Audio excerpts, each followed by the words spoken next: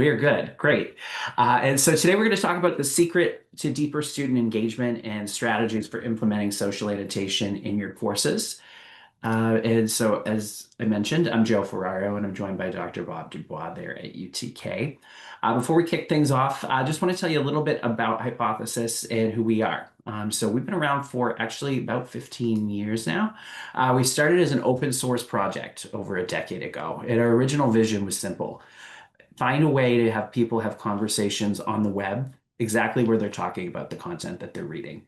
I think we all know that the internet can be a bit of an echo chamber where you read something online and you share it through email or Facebook, and everybody sort of synthesizes that a bit of a different way. And so that was really our vision. In 2020, we brought this into higher ed by integrating with the learning management system, in your case, Canvas, so that students could have those same margin level conversations inside of assigned readings as opposed to traditional static discussion board, or what we like to call the agreement board here at Hypothesis. At this point, we work with about 350 institutions. We're on track to see about 12 million annotations this academic year. And we're continuing to really be guided by our open source mission. Our goal is really to make learning human again at this point.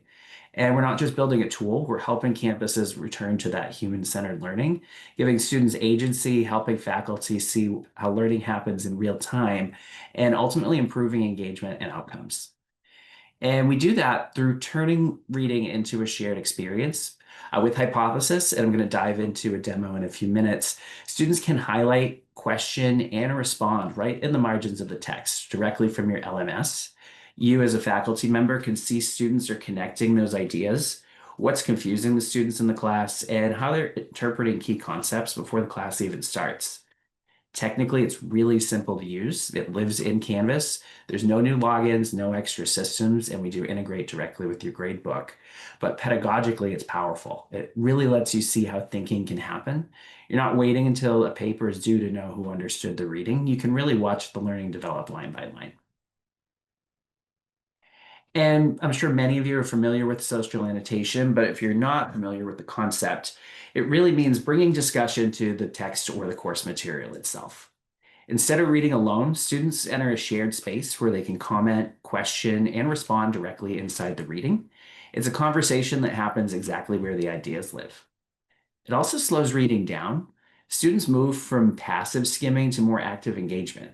They're highlighting, they're debating, and they're connecting with one another. And they see how others interpret the same passage, which really can make learning more inclusive and collaborative. One thing that we find is the students in the back row are more likely to raise their hand when they see they're not the only person that doesn't understand a concept. And it really can help drive more collaboration in your course. For an instructor, it's a window into the way students are thinking so that you can identify misconceptions early and make those adjustments as you need to. And I think most importantly today, there's no AI generation happening within this platform. Everything in Hypothesis is written by real students in real time. And I think that's important today, where AI tools can churn out a lot of surface level text. Annotation can be the antidote. It can help fight AI slop because it really focuses on authentic and contextual thinking. You can't fake a conversation with your peers that you have to sit next to every day like you can in a paper. And I think the human thought on display really can help students sort of police one another so you have more authentic conversations. Because when students annotate together, they're not just consuming knowledge, they are co-creating it. And so with that, I want to talk about what this looks like in action. So I want to invite Dr. Bob DuBois up on the stage, who has been using this in his own courses. Bob, really great to see you again. Before we dive in, tell us a little bit about your classes and what led you to start experimenting with social annotation in the first place. Yeah, thanks, Joe. I really want to have the students in online courses and personally, even in on-campus courses, have the opportunity to engage with other learners and with me while they're actually consuming learning.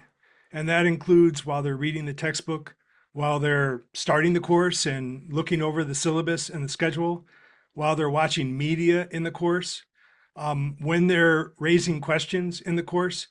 I want them to know that at that point, they can contact and connect with me and with other learners.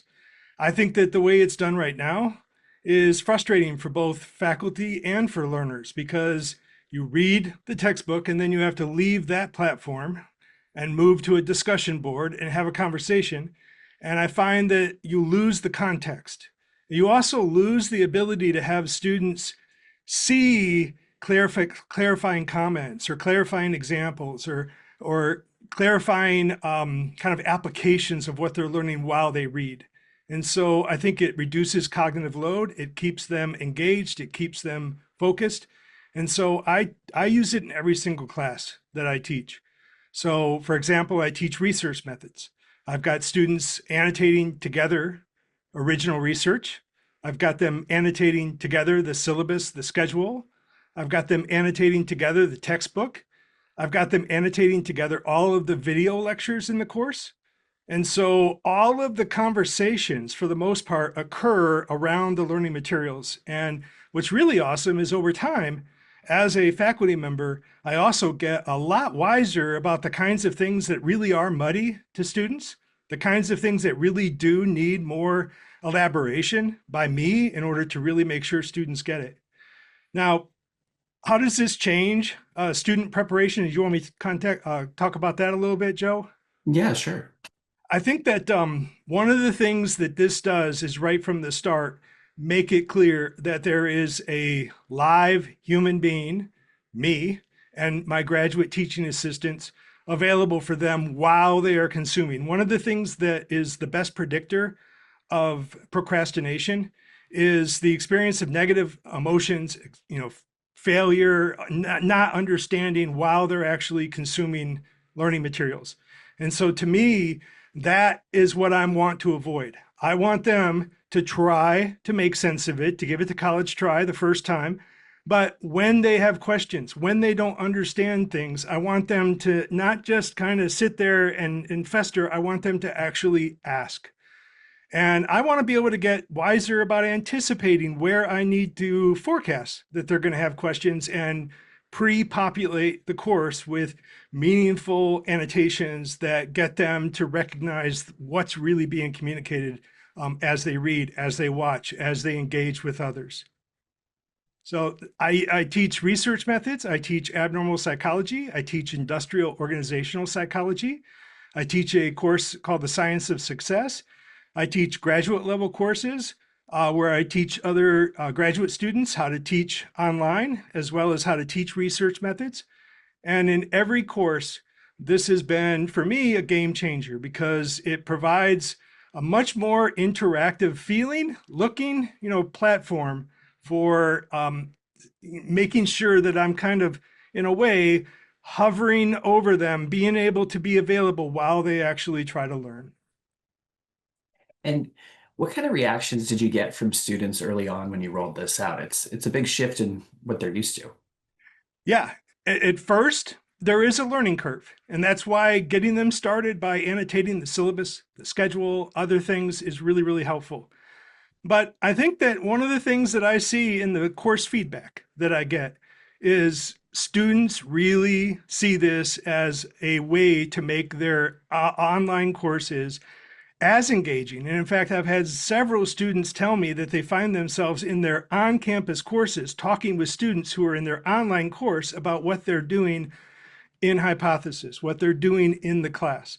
And so it's a much more different feel when you kind of open up Canvas for the first time and you recognize, hey, there are other people here reading this along with me, including my professors, including my teaching assistants. I've got access to help. And so to me, that's been very, very positive.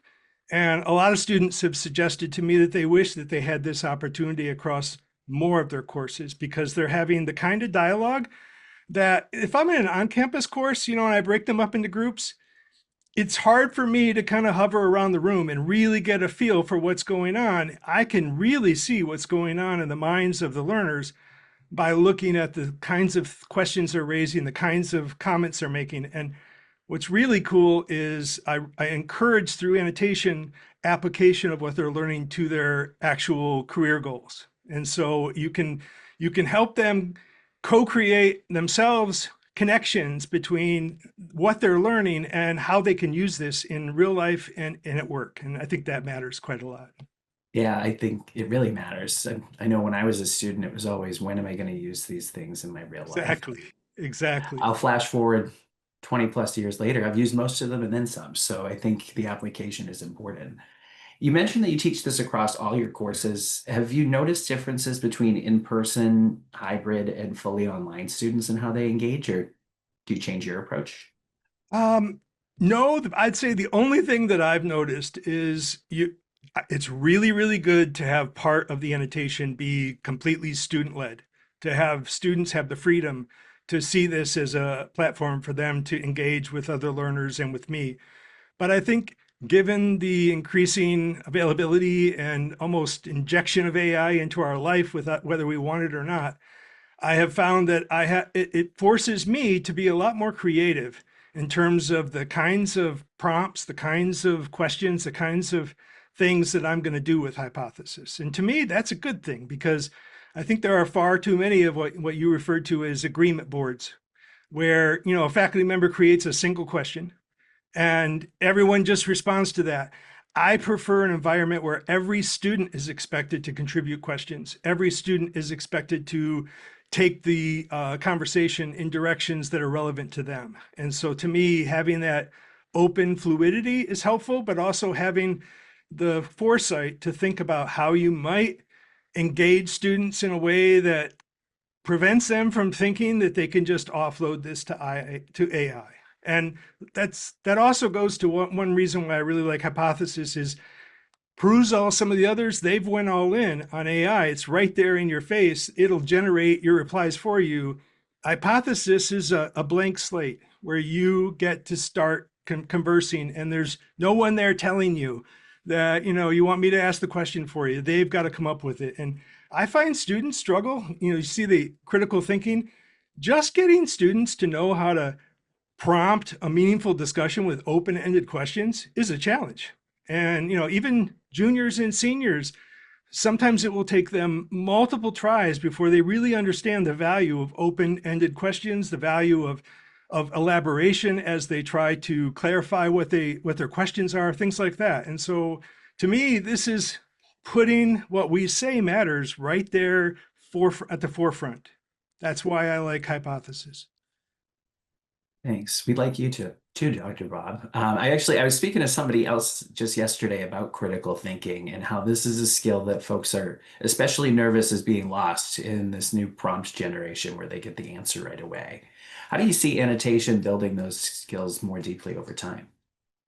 Well, I mean, you're getting repeated feedback. And the best way to learn is to think deeply over time, preferably spaced out with intervals for you to mind wander and ponder and have insights, and to repeat that behavior with opportunities to get feedback, to really see. And so to me, every week in my online courses, students are completing an average of about 15, maybe even more annotations across media, across the textbook, across other platforms that I share. And so what better opportunity for them to grow? And at this point in the semester, I will tell you that when you try to do things like this, when you try to be super engaging and really, get students doing the thinking instead of us doing it on the stage for them. One of the things that you see is the front of the course, the first several weeks of the course.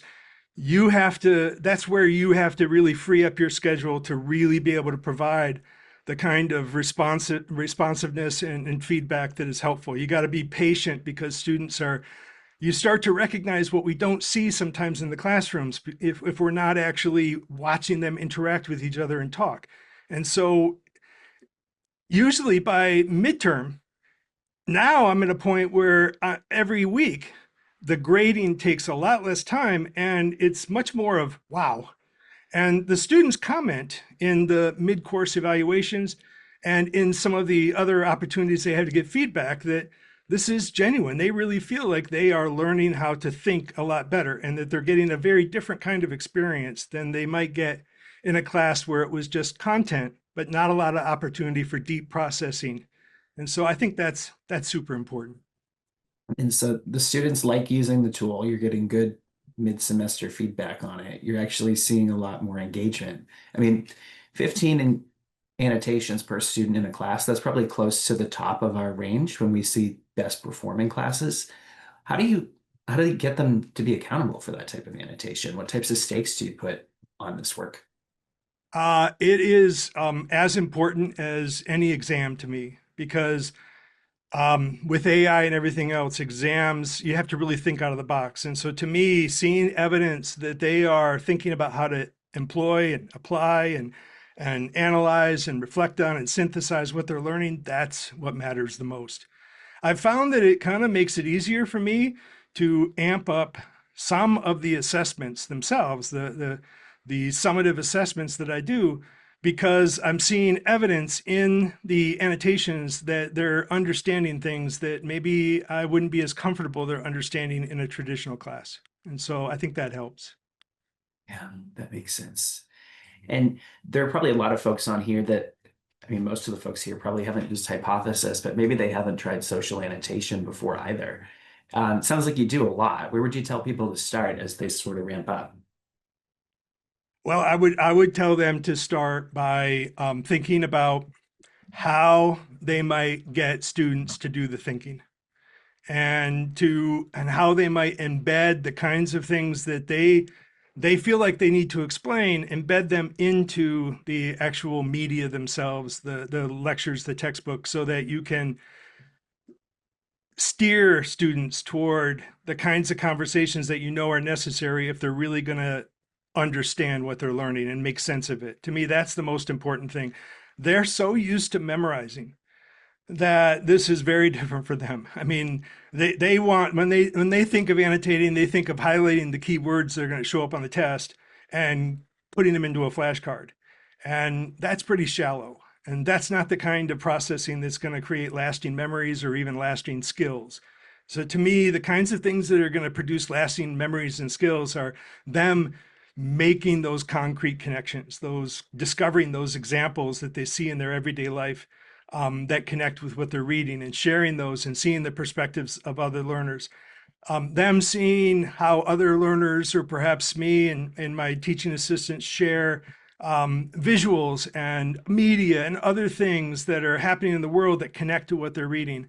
And then also when they see other people, including me and other learners, elaborate on what's in the text, because far too often in our textbooks, there are sections that are quite shallow, that just kind of do a brain dump of things you need to know, but don't put it in a meaningful context, don't really put it in meaningful cases and things like that.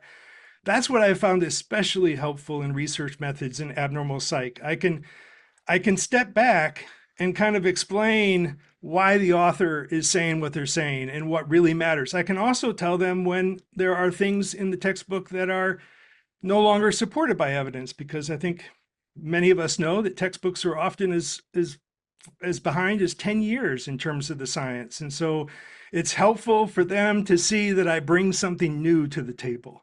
And so I add new examples, other things into the text, into the media they watch so that they can get it. That's the goal, that they make sense of it. Okay, and that totally makes sense to me. It looks like folks are keen to see it, and I'm happy to dive into a demo shortly. How was your learning curve for you as a faculty member getting used to Hypothesis as I pull it up? Luckily, I had used another tool before, Perusall. Hmm. And so I definitely was comfortable with it, but it probably took me a semester or two before you really start to appreciate that it's a partner, that it's not just a tool, that there's a way that you can use it to help you flesh out your curriculum and really um, instead of just relying on students reading the book, you can actually create learning experiences that surround the readings and the media. So I would say for Hypothesis, it was pretty quick.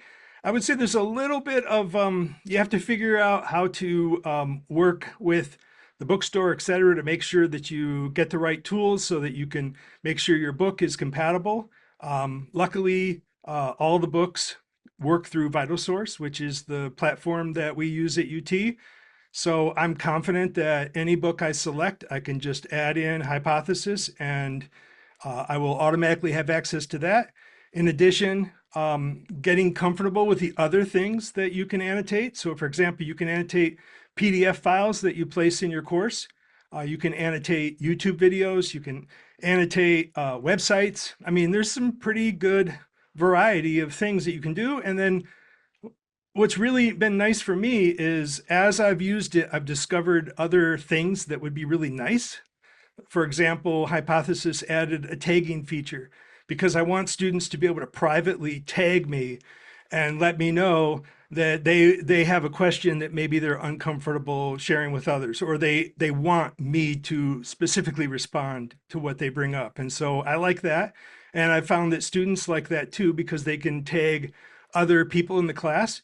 And I am confident. In fact, I know because I rotate students across groups across the semester, they're actually making friendships. And I think that's kind of rare in an online course. And, sometimes even rare in an on-campus course.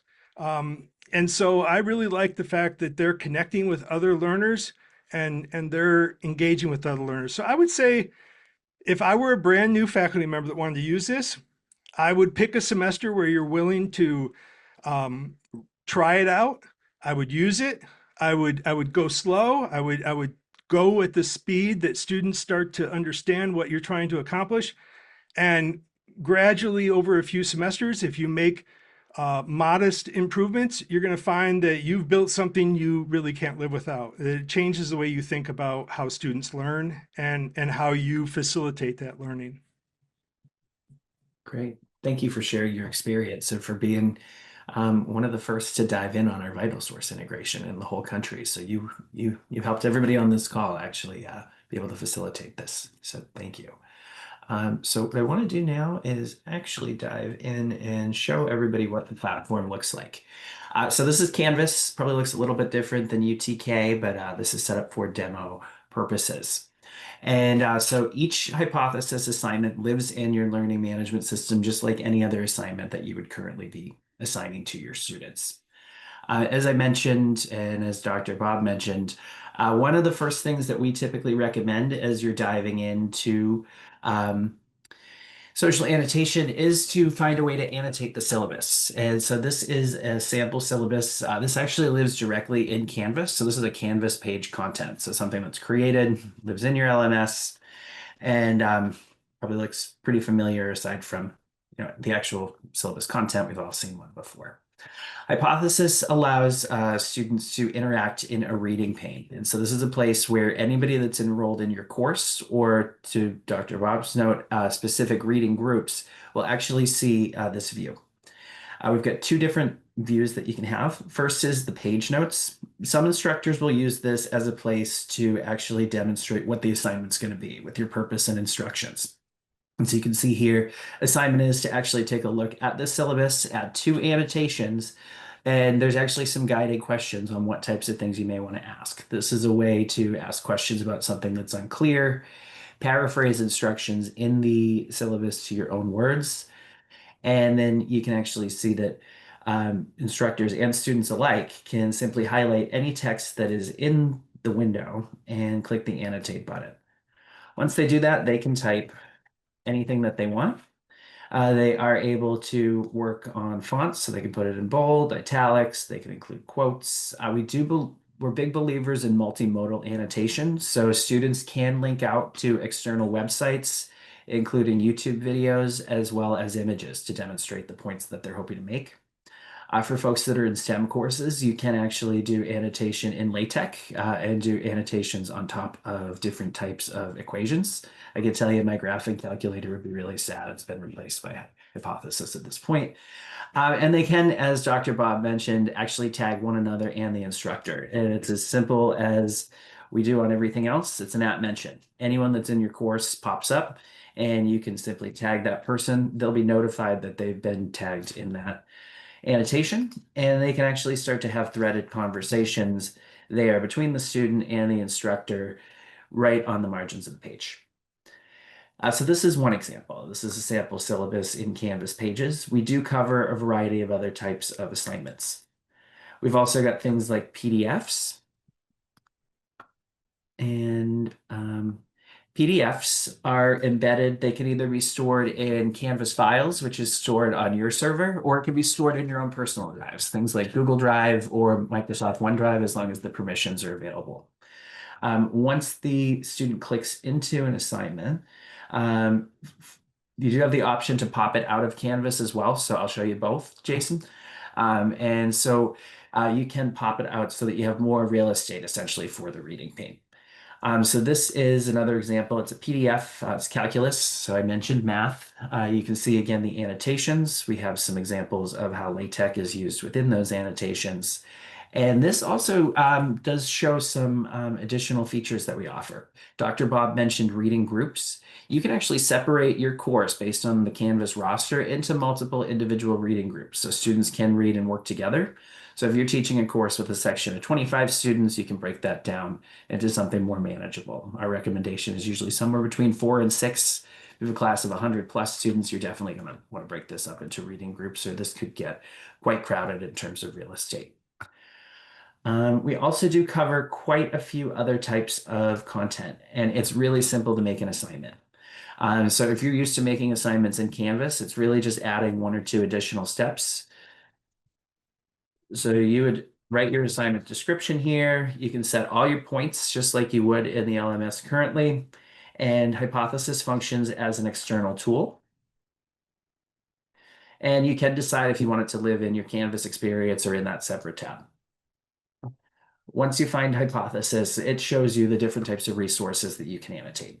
So it's any publicly available URL. So any PDF, any web page that you can access. One place you may run into challenges are websites with paywalls. New York Times is the one we get the biggest headache on. There are workarounds, including PDFing the website itself and uploading it. You can also annotate directly in Canvas. You all are actually really lucky. Canvas is the only LMS in the country that allows us to annotate directly on the LMS itself. Otherwise, it has to be a PDF or it has to be an external document. You can store your own documents. I'll show you a really cool annotation trick with YouTube in a moment. Um, we also do work with Canvas Studio. I know, Dr. Bob, you mentioned lecture capture. We're working on bringing on more platforms in. Currently, we do have Canvas Studio and YouTube, so you can actually annotate the video transcripts just like the students are there asking questions in real time. If you're working with any types of primary sources, we've got a great partnership with JSTOR. I know UTK has a library subscription, allows you to take anything from their reserve and bring it to life and annotate it in real time, as well as any textbooks from VitalSource. And for you as an instructor, it's as simple as selecting the ISBN. It asks you what page you want the reading on, and it drops you directly in. So if you're using your course materials through the UTK bookstore, you get your ISBN number, you drop it in, students can annotate. I'll show you an example of that in just a second. So I'll show you some assignments that have already been created.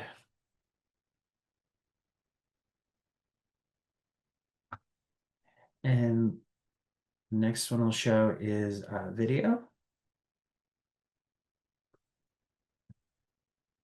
And so this has actually been one of our most rapidly adopted features since we rolled out. It is YouTube annotations. So any YouTube video that has a transcript is automatically annotatable for publicly available YouTubes. And so the way that this operates is the students actually select text in the video itself. They annotate. As Dr. Bob mentioned, you can use tags. So if you were going to use tags, things like comment, follow up, question, we have a ton of great resources on the website I'll share at the end of this call on just best practices for tagging so that you can start to really sort those things. And yeah, this is a really great way for students to be able to watch and read at the same time. And you can actually, when you click on any of these annotations, it brings you back to that specific point in the video. So students can reference and they can have these conversations directly with one another. About 90% of the videos on YouTube at this point have transcripts. I know Google's been doing some work with Gemini for AI to generate transcripts for all their videos. And then if it doesn't have a transcript, there are a couple things you can reach out to our support team and we can try to help you with there. But I guess for your question, Beth, I'd say 9 out of 10 in most cases have them. And then there is the vital source of it all. So I will show you that as well. And so with Vital Source, the student has to have access to the book. It has to be enrolled in your course. So I just want to make sure really quickly I'm logged into Vital Source, or this is going to be a really embarrassing demo for me. So let's just make sure that this works for you.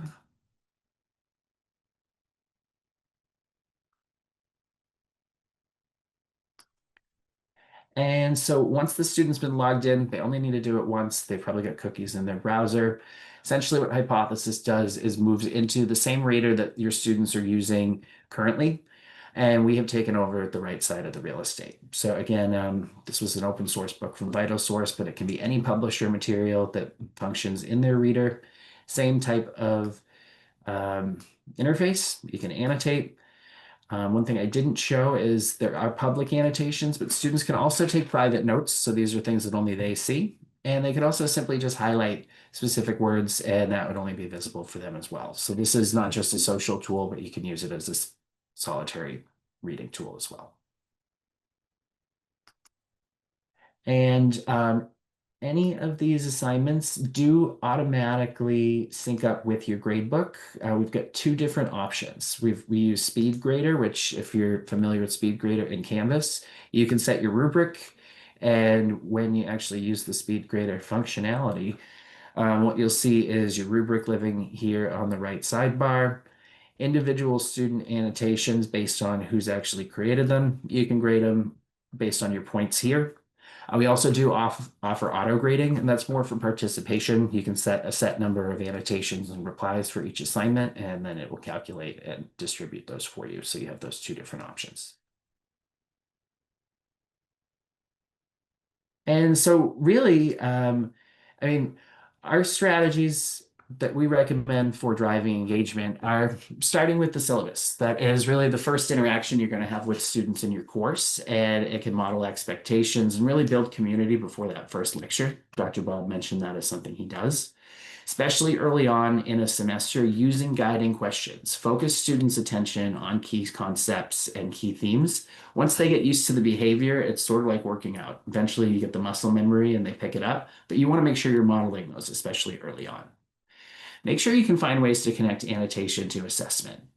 Even a few participation points can really change behavior dramatically if they think there are stakes.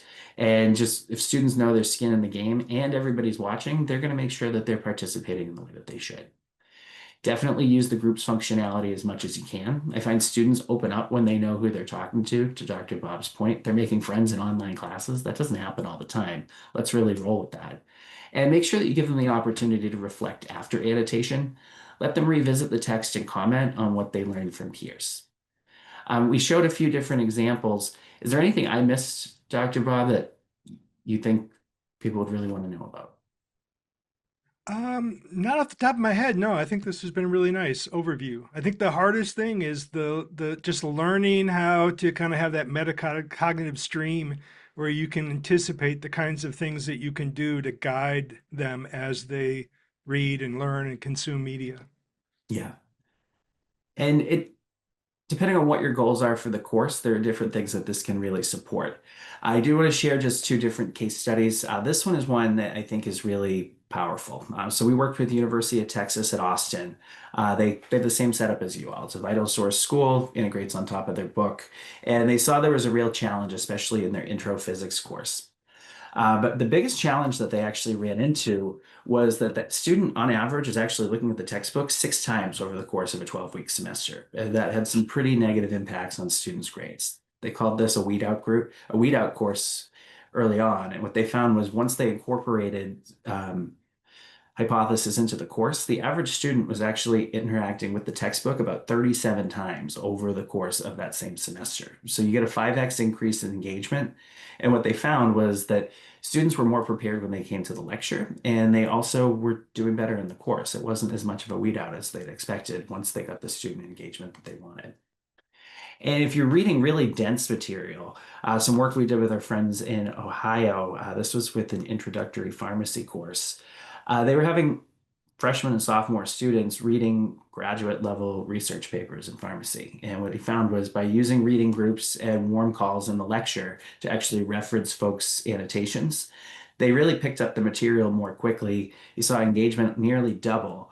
But the number of students who were demonstrating graduate level reading comprehension went up by 2x, and overall persistence, which is huge in STEM, increased by 8% with the course once they rolled this out. So there really are ways that you can incorporate this. into the classroom, whether it's focused on completion rates, comprehension, building that community, and especially reducing AI shortcutting. We do offer workshops if you've never used Hypothesis before. So we've got 3 this December that are free for anyone.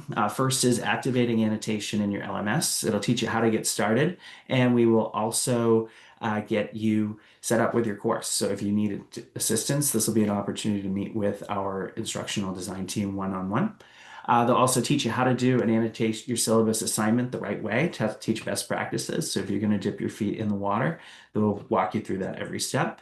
And then we also do collect a pretty wide variety of annotation starter assignments across disciplines. So if you're thinking, I think humanities and English, it makes a ton of sense with annotation, but we actually see business cases being annotated all the time. We're seeing it more in STEM, arts, humanities. So we want to make sure you have some ideas, and this is a great place to brainstorm with us. But I saw the question about the fees. Thank you for answering that, Dr. Bob. We are part of your total access program there at UTK. So the fee is actually $15.99 per student to unlock this in the course. And you just work with your bookstore to register for that. This is available as an external tool in Canvas. So once that's set up, there's no additional login or registration. The student doesn't have to create a profile on Hypothesis or anywhere else to get access to this. Um, and you just need to find the LMS app where you select your course material. Once it's enabled, you can start creating your annotated assignments immediately. We do offer implementation on and onboarding, as well as we offer Hypothesis Academy, which is a asynchronous 2-week course. So you get professional development credit at the end, and they actually teach you how to build out your course using Hypothesis. Um, Bob, I'll leave your answer on the total access because I don't know one way or the other than that. Every school is different. So, yeah. So really want to thank everyone for attending.